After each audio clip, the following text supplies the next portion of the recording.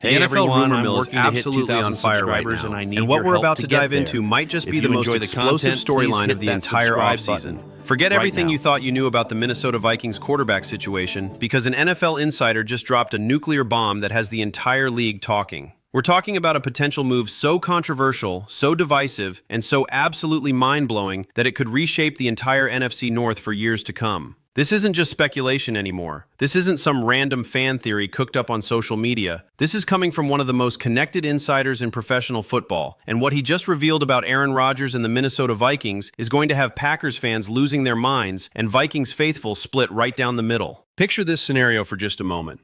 Aaron Rodgers, the man who tormented Vikings fans for nearly 2 decades in Green Bay, the quarterback who broke Minnesota hearts more times than anyone can count, the future Hall of Famer who owns more game-winning drives against the Vikings than most people care to remember, wearing purple and gold for his final NFL season. Sound crazy? Sound impossible? Sound like the kind of storyline that only happens in the wildest fever dreams of the most creative sports writers? Well, buckle up, because according to Mike Florio, one of the most respected voices in NFL media, this isn't just possible anymore. It's actually being seriously discussed in league circles, and the breadcrumbs he's dropping suggest this could actually happen. During an appearance on 93.7 The Fan at Radio Row during Super Bowl week, Florio was asked point blank whether it was out of the realm of possibility that Rodgers could end up in Minnesota. His answer sent shockwaves through the football world. He didn't laugh it off. He didn't dismiss it as ridiculous speculation. Instead, he said no, it absolutely isn't out of the realm of possibility. And then he dropped an even bigger revelation that pulls back the curtain on what was really happening in the Vikings organization last offseason. Florio revealed something that Vikings insiders have been whispering about for months, but never quite confirmed publicly. He said, and this is a direct quote, that he believes Kevin O'Connell was banging hard on the table last year to bring in an accomplished veteran quarterback to pair with JJ McCarthy. Now, when Florio says he believes something, those who follow him closely know that's often code for he actually knows it but can't quite report it as confirmed fact yet. The implication here is massive. It suggests that Minnesota's head coach, one of the brightest offensive minds in football, recognized something crucial that the front office might have overlooked. McCarthy wasn't ready for prime time right out of the gate, and they needed someone else to shoulder the load while the rookie developed. This revelation recontextualizes everything we thought we knew about Minnesota's offseason last year. Remember all those rumors about the Vikings having interest in Rodgers? Remember how Aaron himself seemed intrigued by the possibility of joining forces with Kevin O'Connell and getting to throw to Justin Jefferson? Turns out those weren't just smokescreens or leverage plays. There was real, genuine interest from the Vikings coaching staff to make that marriage happen. The question that haunted the organization all last season was whose decision was it ultimately to pass on that opportunity? Was it Kevin O'Connell backing down from his initial stance? Was it general manager Kwesi Adofo-Mensah making an executive decision to go young? Was it ownership stepping in and overruling the football people?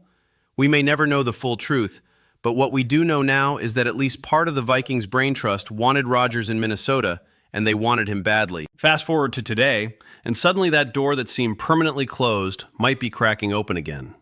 The Vikings find themselves in an eerily similar position to where they were a year ago, except now the situation is even more urgent. JJ McCarthy is coming off a lost rookie season due to injury, never taking a single meaningful snap. Sam Darnold, who exceeded everyone's wildest expectations and carried Minnesota to the playoffs, is gone to Seattle. The quarterback room is essentially empty. The salary cap situation is a disaster. And oh yeah, they still have the best wide receiver on planet Earth who just turned 25 years old and is entering the absolute prime of his career. Justin Jefferson isn't getting any younger, and his championship window is wide open right now. The question facing Minnesota is simple but agonizing. Do they roll the dice on an unproven second-year player who's never played a down of NFL football? Or do they bring in someone who gives them a legitimate shot at contending right now? This is where Aaron Rodgers enters the equation again, and this time the fit might actually make more sense than it did a year ago. Think about what Rodgers just accomplished in Pittsburgh. He took a Steelers team that had decent but not great offensive weapons, played behind an offensive line that had its share of problems, and still managed to guide them to the playoffs. Now imagine what he could do with the arsenal Minnesota can offer him. He'd be throwing to Justin Jefferson, arguably the most talented receiver he's ever played with, and that's saying something considering he spent years launching touchdowns to Davante Adams and Jordy Nelson. He'd have Jordan Addison as his number 2 option, a player who would immediately be the best second receiver Rodgers has had since his prime years in Green Bay. He'd have TJ Hawkinson at tight end when healthy, a guy who's proven to be an elite receiving threat at the position. The running game, even if it took a slight step back from the Aaron Jones and Josh Jacobs combination he had in Pittsburgh, would still be competent with whatever pieces Minnesota puts together. But here's where it gets really interesting from a football perspective. The defense. Oh man, the defense. Rodgers in Pittsburgh had a good defense supporting him, no question about that. But Minnesota's defense last season was operating on an entirely different level. We're talking about a top 3 unit in the entire NFL, a group that can legitimately win games by themselves when they're clicking on all cylinders. Think about what Rodgers could do if he knew that every time he took the field, he had a defense behind him that could shut down opposing offenses and give him short fields to work with. Think about the game management possibilities, the ability to play conservative when needed because you trust your defense to hold leads. This is the kind of situation that could extend Rodgers' career and give him one more legitimate shot at adding to his Super Bowl ring collection. The financial aspect of this potential move is where things get complicated, but not impossible. Last season with Pittsburgh, Rodgers carried a cap hit of $14 million, which in today's NFL is practically a bargain for a starting quarterback of his caliber. Could Minnesota convince him to take an even smaller deal, maybe in the 10 to 12 million range, knowing that he'd be in a situation where he has no excuses and every opportunity to succeed? It's not outside the realm of possibility, especially if Rodgers is motivated by the chance to stick it to his former division rivals one more time and prove that his down year was more about circumstance than declining ability. The Vikings could absolutely make the money work if they're creative about restructuring contracts and making some tough decisions about their current roster. And let's address the elephant in the room that Vikings fans are screaming about in the comments already. Yes, Rodgers had a down year statistically. Yes, there were moments where he seemed to quit on his team. Yes, he threw receivers under the bus when things went south. These are legitimate concerns that can't be hand-waved away. But context matters here, and the context of Rodgers' situation in Pittsburgh was far from ideal once injuries started piling up and the offense sputtered. Would he have those same excuses in Minnesota where he'd be surrounded by elite talent at every skill position? Would he have any reason to complain or point fingers when he's got the best receiver in football running routes for him, a creative offensive mind designing plays, and a defense that can bail him out when needed? Probably not. And that's the gamble Minnesota would be making. From a developmental standpoint for JJ McCarthy, this move actually makes a ton of sense, even though it delays his ascension to the starting role by another year. Think about what McCarthy would gain from spending a full season watching Rodgers operate in practice every single day, seeing how a future Hall of Famer prepares, learning how to read defenses at the line of scrimmage, understanding the nuances of Kevin O'Connell's offense from someone who's mastered it at the highest level. This isn't like bringing in some journeyman backup who's just there to hold a clipboard. This would be learning from one of the greatest quarterbacks to ever play the position, someone who's won multiple MVP awards and a Super Bowl, someone who's seen every defense and every pressure package imaginable. The intangible value of that mentorship could be worth more than any amount of playing time McCarthy might get by being thrown to the wolves before he's ready. But here's where the plot thickens even further, because Aaron Rodgers isn't the only veteran quarterback being connected to Minnesota right now. There's another name floating around in league circles that might actually make more sense from both a financial and competitive standpoint, and that name is Mac Jones. Yes, the same Mac Jones who flamed out spectacularly in New England, looked completely lost in Jacksonville, but then showed flashes of competence when he stepped in for the San Francisco 49ers this past season. The buzz around league circles is that Minnesota and San Francisco have been in conversations about a potential deal involving Jordan Addison. And what if that package included Mac Jones coming back to Minnesota along with some draft compensation? From a pure numbers perspective, Jones makes way more sense than Rodgers for a team in Minnesota's current salary cap hell. Jones would cost just $3.9 million against the cap compared to the $10 to $14 million Rodgers would command. That's a massive difference for a team that's currently sitting about $40 million over the cap and needs to make some brutal decisions to get compliant. Jones also has the benefit of youth on his side. He's still young enough that if he develops properly and shows he can be the guy, Minnesota could potentially build around him long-term, or at minimum have a serviceable bridge quarterback while McCarthy develops. He's shown in spurts that when he's in the right system with the right pieces around him, he can be effective.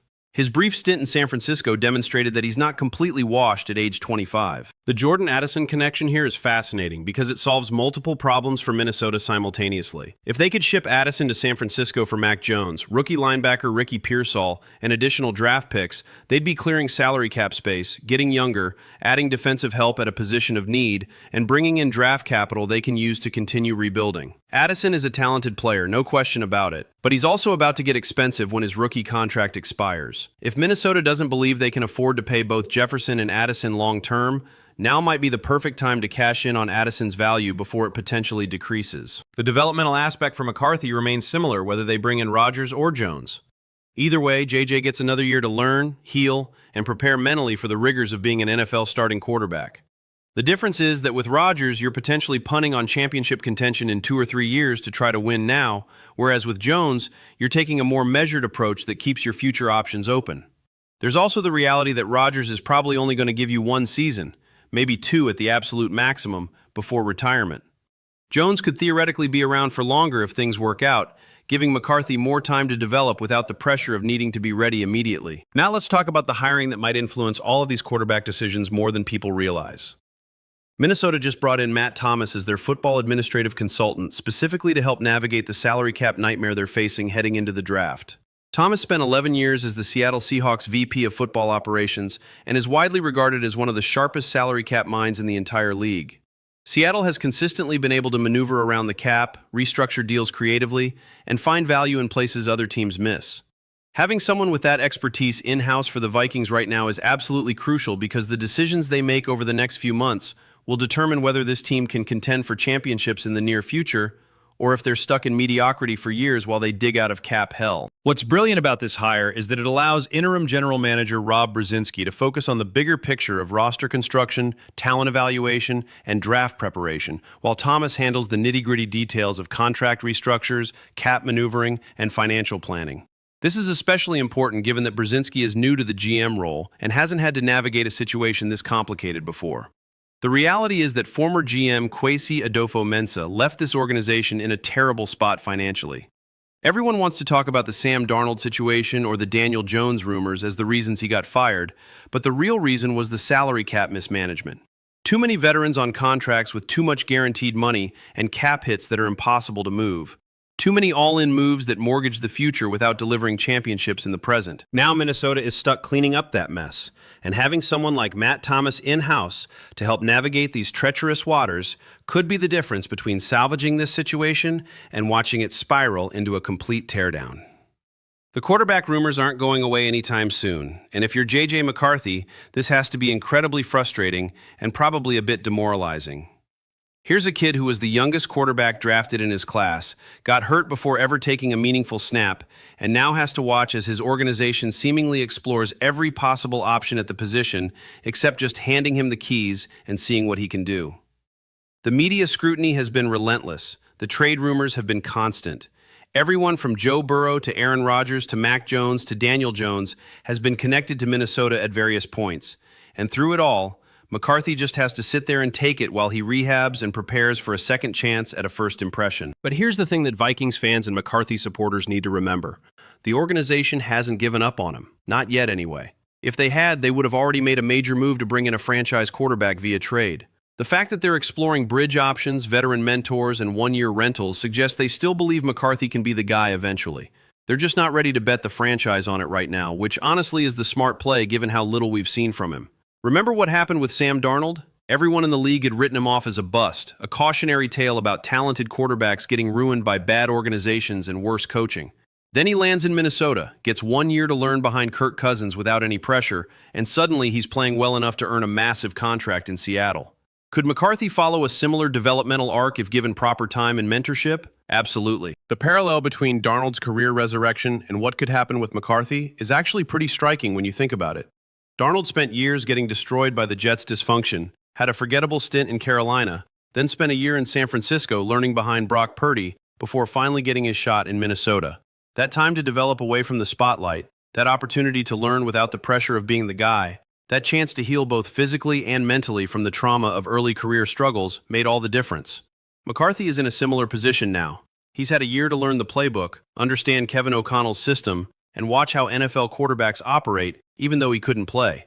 Another year of that development, especially if it's learning from someone like Aaron Rodgers, or even competing with Mac Jones for the starting job, could be exactly what he needs to reach his potential. The Joe Burrow rumors that keep popping up are frankly nonsensical from a financial standpoint. And it's honestly embarrassing that serious media members keep bringing it up. There is absolutely zero chance Minnesota can afford Joe Burrow's contract. None. The math doesn't work. The cap implications would be catastrophic. Yes, he's a top 5 quarterback when healthy, but the injury history alone should make teams pause, and his contract would basically prevent Minnesota from building any kind of competent roster around him. This is why the Rodgers and Mac Jones options make so much more sense. They're affordable, they're available, and they don't require giving up massive draft capital to acquire. Speaking of draft capital, the Vikings are going to need every pick they can get their hands on because this roster has some significant holes that need filling beyond just the quarterback position. The offensive line was a disaster last season when injuries hit. They need to add depth and probably a starting caliber piece or two there. The defensive backfield could use an infusion of young talent. They need pass rushers who can actually get to the quarterback consistently. Running back depth is a question mark. These are all areas where having extra draft picks would be incredibly valuable, which is why trading away future assets for a quarterback who may or may not work out feels like a dangerous gamble. The Aaron Rodgers to Minnesota storyline has a poetic element to it that's hard to ignore, though. We've seen this movie before with Brett Favre, another legendary Packers quarterback who ended his career in purple and gold, torturing his former team and giving Vikings fans some of the most memorable moments in franchise history. Could Rodgers follow that same path? Could he be the guy who finally delivers that elusive Super Bowl championship to Minneapolis? It's romantic in a football sense, even if it makes Packers fans want to vomit. The thought of Rodgers in a Vikings uniform, orchestrating Kevin O'Connell's offense, throwing lasers to Justin Jefferson, and sticking it to Green Bay twice a year would be must-see television. The ratings for those NFC North rivalry games would be absolutely through the roof. But we have to be realistic about what we'd be getting with Aaron Rodgers at this stage of his career. This isn't the guy who won back-to-back MVPs in 2020 and 2021. This isn't the quarterback who is throwing 50 touchdowns and making every throw look effortless. This is a 42-year-old signal caller coming off arguably the worst statistical season of his career, a year where he looked frustrated, immobile, and at times completely disconnected from his teammates. Yes, the supporting cast in Pittsburgh wasn't great, and yes, the offensive line struggles contributed to his down year, but we can't just ignore the fact that Father Time is undefeated. Every quarterback declines eventually, and while Rodgers still has moments where he looks like vintage Aaron, those moments are becoming fewer and farther between. The Mac Jones option lacks the sizzle and star power of Aaron Rodgers, but it might actually be the smarter football move when you factor in cost, age, upside, and the flexibility it gives the organization moving forward. Jones wouldn't come in with massive expectations or ego. He'd be fighting to resurrect his career, which means he'd probably be coachable and willing to do whatever the coaching staff asks of him. He's young enough that if things click, Minnesota could potentially have their answer at quarterback for the next 3 to 5 years while McCarthy develops. And if Jones flames out spectacularly, well, you're only out less than $4 million in cap space, and you can pivot to McCarthy or another option next offseason without having mortgaged the future. The fascinating subplot in all of this is how Kevin O'Connell must be viewing the situation. He's a young head coach who's proven he can develop quarterbacks and get the most out of offensive talent. He took Kirk Cousins, a guy many had written off as a stat patter who couldn't win big games, and turned him into a legitimate MVP candidate in 2022. He took Sam Darnold, a supposed bust, and rehabilitated his career to the point where another team gave him a massive contract. If he can do the same thing with either Rodgers or Mac Jones or even JJ McCarthy, his coaching stock is going to go through the roof. But if he pushes for the wrong quarterback and it blows up in his face, it could set the franchise back years and potentially cost him his job eventually. The pressure on this decision cannot be overstated. Minnesota is at a crossroads right now. They have a championship-caliber defense that's in its prime. They have the best receiver in football who's entering his peak years. They have a head coach who's proven he can scheme guys open and maximize offensive talent. But they also have massive salary cap problems, an unproven quarterback situation, and questions about whether they can keep this championship window open long enough to actually win something. The decision they make at quarterback this offseason will likely determine whether they're contenders or pretenders for the next several years. One thing that often gets lost in these quarterback discussions is the locker room dynamic and how veteran players would respond to these moves. If Minnesota brings in Aaron Rodgers, how does Justin Jefferson feel about that? Is he excited to play with a future Hall of Famer who could elevate his game even further? Or is he worried about Rodgers' tendency to freelance and go off script? How does the offensive line feel about protecting a 42-year-old quarterback who's not mobile and will need clean pockets to operate effectively? What about the defense? Are they thrilled to have a proven winner leading the offense? Or are they concerned about potential distractions and drama that seem to follow Rodgers wherever he goes? The TJ Hawkinson situation is another complicating factor in all of this. He's a player who was absolutely elite in his first season in Minnesota and was a complete non-factor this past year due to injury and inconsistency. His contract is substantial, and there are serious questions about whether the Vikings can afford to keep him around given their cap situation. But what if bringing in a quarterback like Rodgers could resurrect Hawkinson's career the same way it might resurrect Rodgers' career? What if having a quarterback who knows how to utilize tight ends effectively could turn Hawkinson back into the receiving weapon he was in Detroit in his first year in Minnesota? That's a variable worth considering before making any rash decisions about cutting him. The draft is looming large over all of these decisions too. Minnesota has needs at multiple positions, and how they approach the draft will depend heavily on what they do at quarterback. If they bring in a veteran like Rodgers or Jones, they can afford to use their draft capital on other positions of need.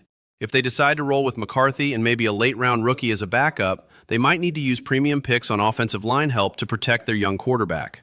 The hiring of Matt Thomas suggests they're going to be aggressive in exploring every possible avenue to improve the roster, and having someone with his expertise navigating the salary cap will be crucial in making all these pieces fit together. The absolute wild card in all of this is whether another team swoops in and makes a move for one of these quarterbacks before Minnesota can act.